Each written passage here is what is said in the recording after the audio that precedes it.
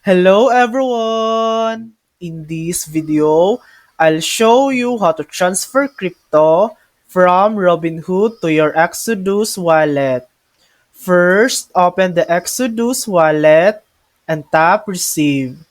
Select the cryptocurrency you want, for example, Bitcoin, and copy your wallet address. Next, open the Robinhood app and tap the Crypto tab. Select the cryptocurrency you want to send, then tap Send. You can either scan the QR code or enter the wallet address manually. Paste the address you copied from Exodus. Tap Continue and acknowledge any warnings. Enter the amount you want to transfer, review the details, and tap Submit.